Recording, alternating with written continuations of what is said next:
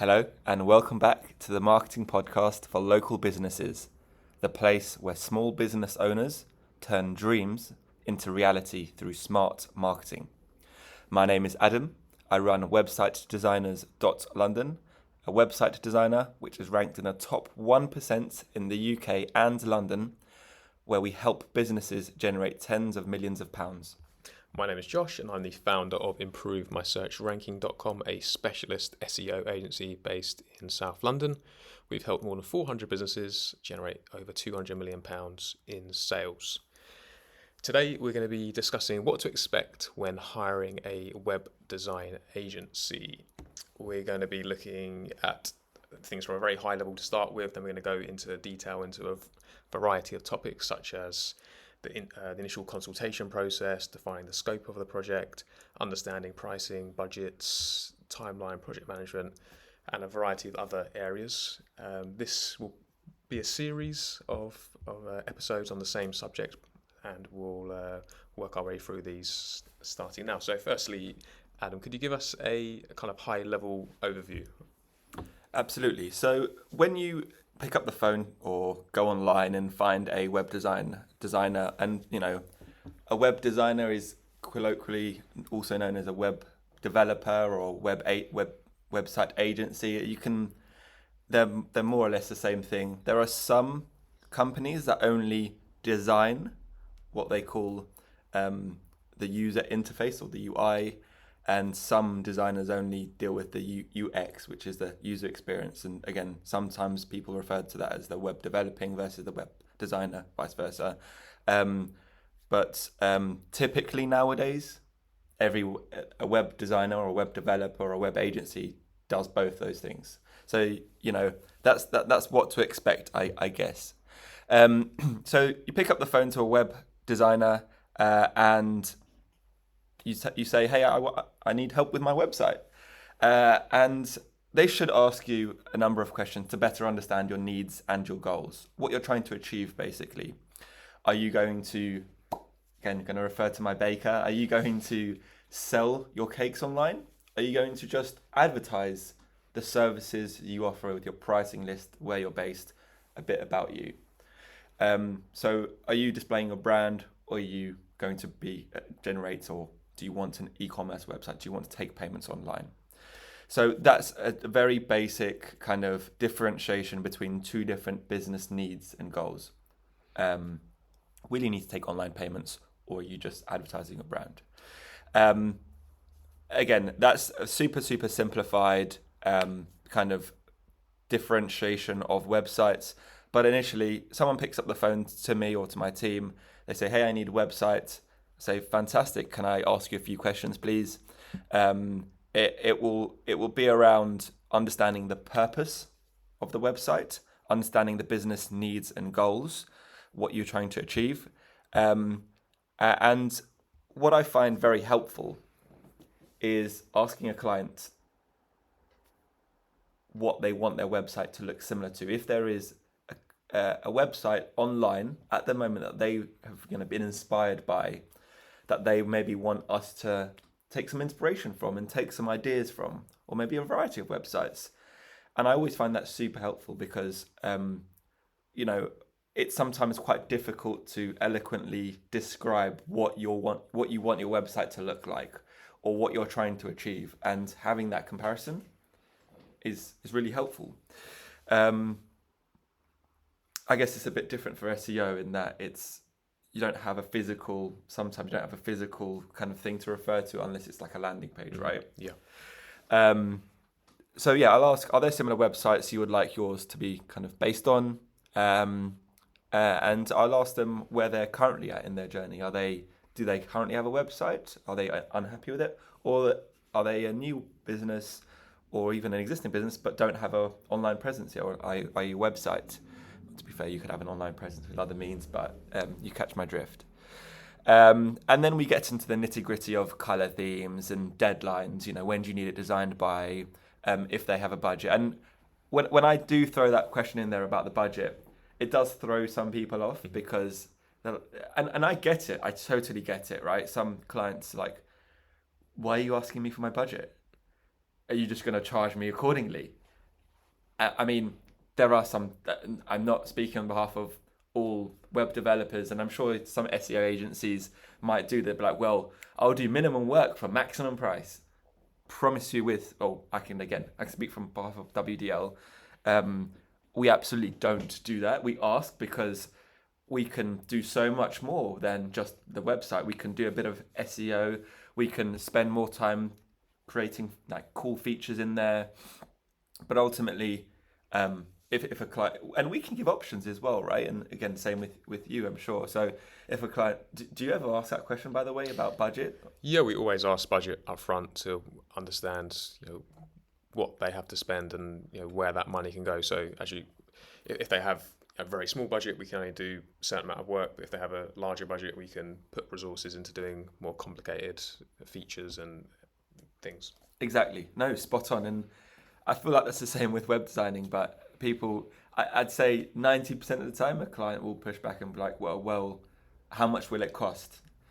And then I give a range, right? I don't know, do you kind of give a series of options? I typically give a range. I say, look, well, you can have a very basic website. If you're a baker and you want to just advertise your business and you just want 2 pages, we could do that for a few £100 for you. If you want not guaranteed, but it to have the mouse to trail as some sort of feature and some great user experience to kind of appear with, to be very refined, and then they give us the comparison of, I don't know, could you please copy the Gale's website or Patisserie Valerie's website for £300? We're like, no.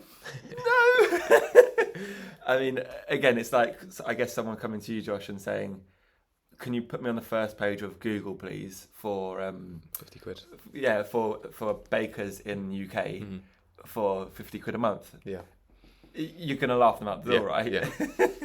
So we do ask the budget question, but again, we can give we help explain why we ask that question and the kind of range as well. What do you get for your money? So in summary, understand the business needs and goals, understand what the purpose of the website is. What is it trying to achieve? Are you trying to build your brand or sell online, etc.? Are there similar websites you would like yours to be based on? Do you have an existing website? Do you already have an online presence? I.e., can we edit the one you have, or would it be more cost effective to generate a new one?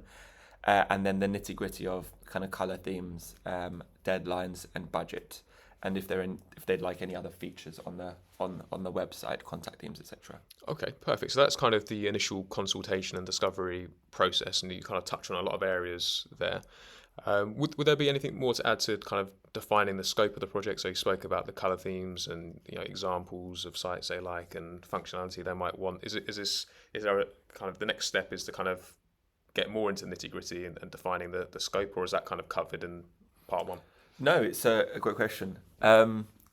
It's funny that even before we get to the scope, I even assume that the client wants to proceed with us, and I tell them what to expect from the next stages. We say, look, we'll send you a quote.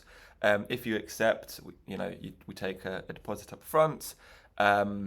We get your direct debit set up for your kind of monthly maintenance fees and payment of your domain hosting, etc., SSL certificate backup, whatever. And then you get there is a series of back and forth two-way feedback, which I'm sure we'll come on to later. You get to make sure you have ample input to make sure we know what you like and don't like. We'll give you a first draft. You give us feedback. We'll give you a developed design. You come back. You say what you don't like, do like. We come back with a further design, and then you give us your final, your last kind of round of feedback for us to produce you a final draft. But moving on to your question about the scope of the project. So absolutely, I think it's so important as well, because if the client doesn't know the kind of various what you're doing for them, they may have vastly different expectations. So what will the website achieve? What will the website be able to do? Will it have my phone number on there? Will there be a contact form? Will that be able to then? Will I receive that on my mobile? Can you set me up so it's a seamless experience? What features will be on there? Will there be a chat function?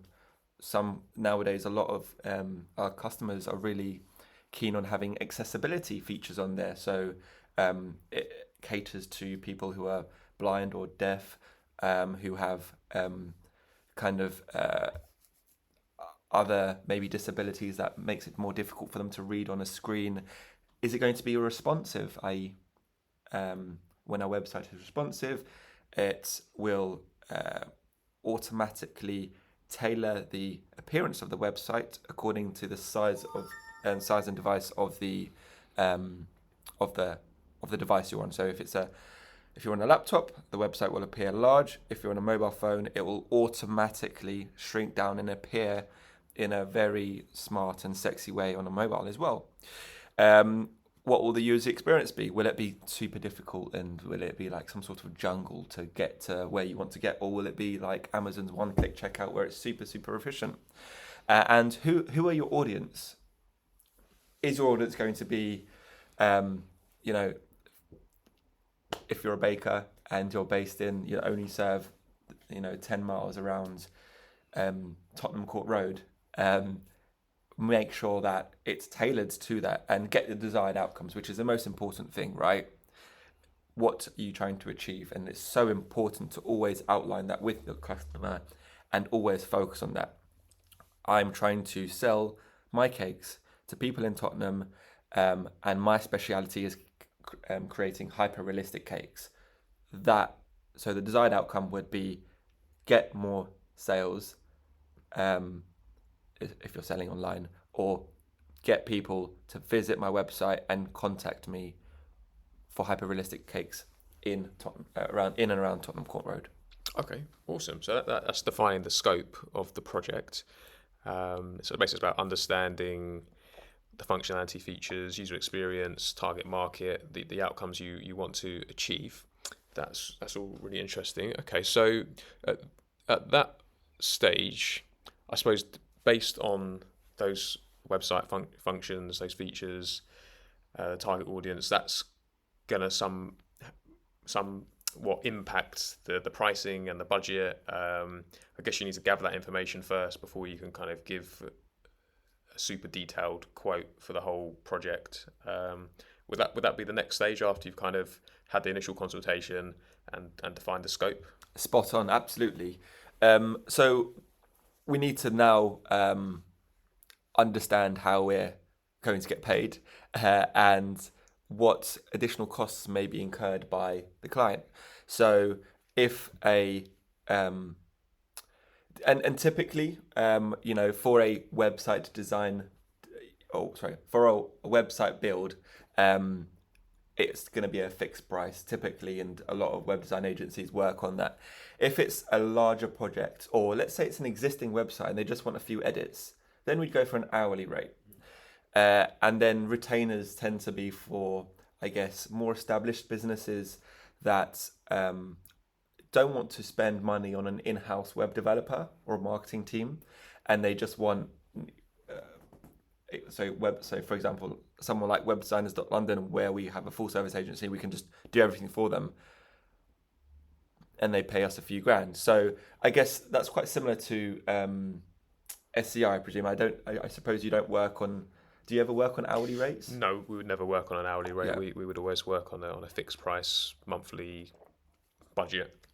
That would include certain deliverables. Yeah, no, absolutely. So I guess it depends, but hopefully I've been very clear as to when we'd typically go for a retainer, hourly rates, or a fixed price. More often than not, it's a fixed price. Large companies want someone to outsource their web development, their maintenance, their marketing, their online marketing, then with retainer. Edits to an existing website, hourly rates. That is sometimes fixed price, but more often than not, that's how it kind of the pricing models will work.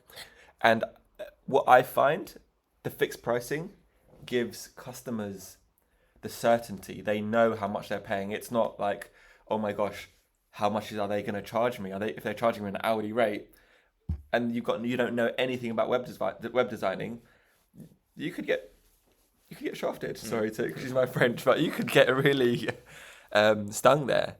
And then you've got, so that's your kind of the design and the build of the website.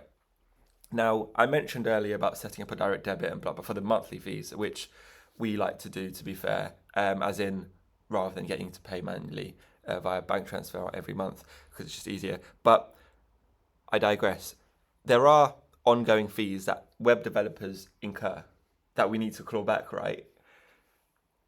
So if you go onto somewhere like GoDaddy, there'll be, in fact, there are so many companies out there offering hosting services, and yes, you can probably get hosting for a $5 a month, but I promise you, your website will load very slowly.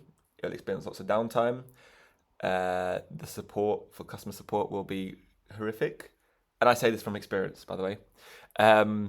So yes, you can certainly pay less than what we probably charge for a monthly fee and do your hosting yourself. However, we would get you to sign a bit of paper to say we won't be responsible for your uptime, i.e. your website being online and up, which is the primary purpose of having a website. So yes, there are additional costs, hosting fees and the maintenance of that, domain fees. So hosting being call it the rent you pay for having your website online. The domain, which is the name of your website, so www.websitedesigners.london is your domain. So you've got a fee for that as well, and then the maintenance of that to make sure everything's working correctly. You've got various technical elements, whether it's your DNS or your MX records, which are tied into your email account. So then you've got your email.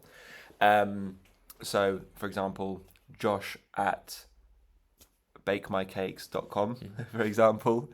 So again, we there's a fee for us to create those email addresses the majority of times. So we have to pass that cost on to the client. And then you have additional extras. You have things like daily backups, which we now include as standard. So we have a cost for that, so we have to charge a client for that. But again, that's all kind of wrapped into one fee. And so again, depending on the websites, that can be. Also, we have SSL certificates, which are again ensure your website is secure to a certain extent, and then we have additional security. Windows application firewall. So it's basically like call it an antivirus for your website. Again, those are added extras if you want to add that on, which will increase your additional monthly cost.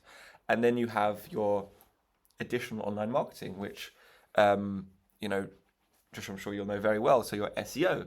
So again, that can, depending on what your business needs are, that can be added on. You can have things like paid ads. Again, I mean, we are veering off into online marketing outside of web design and build now, but typically it'd be domain, hosting, maintenance, software updates, email, daily backup, firewall. Those are your main additional costs, and then you have the additional added extras. Milestones. So I guess you don't have milestones in SEO, right? You probably just charge them on a monthly basis.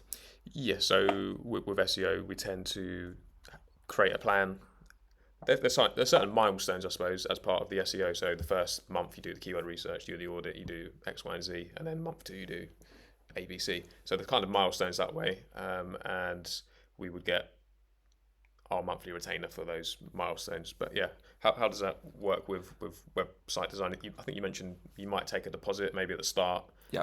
Is there then milestones throughout the project? Yes. Yeah, no, spot on.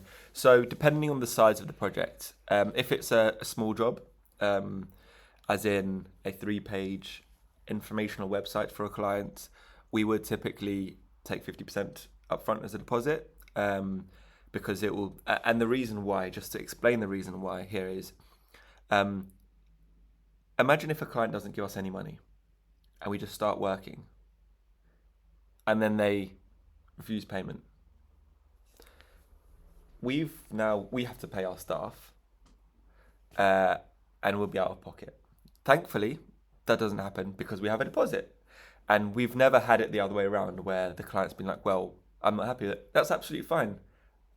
We all design this website for you to be happy. So we'll make those changes for you. We've never, touch wood, been in a situation where we've taken someone's money and run away, not done anything, because I'm sure, again, for the record, I'm sure you need to do your due diligence, whether you go with myself for web designing and other online marketing services, or you go to Josh for your SEO needs. There are companies out there that I'm sure will swindle you for your money. So you need to do your due diligence. Obviously, we're a safe pair of hands, obviously. So you can always come to us, and be wary of these things. But typically, small project, 50% up front, if it's a few £100. But more often than not, for larger projects, it's typically a 25% upfront payment. We'll design the first draft, and then we'll typically take another 25%, and then the client will provide feedback and say, hey, I like this, I don't like this, can you make those changes? Then the second draft, we'll make those changes. Second draft, another 25%, so you're at 75% now, and then the client will give another round of feedback, and then we'll present the final bit of work, which I'm sure they will absolutely love. And if we don't, then we can have that conversation, and I'm sure we can make a few more tweaks. And then the final 25% when they're completely happy with their website. And it works very well because the client gets to see the progress and they get to see the output, rather than just saying, give me all your money up front and just trust me, And we're going to talk about website ownership later on, I'm sure, right? But that's such a key area, and I'm going to leave you guys hanging on there to listen in. Yeah, so we've covered a variety of topics already: the initial consultation, defining the scope of a project, understanding the pricing and payment structure. We've still got a lot more to speak about, but we're 22 minutes in now, so it's probably best to split this up now, and we'll talk about in the next episode the timeline, project management, design process, content creation, and a variety of other topics. So thanks for listening, and we'll see you shortly. Thank you.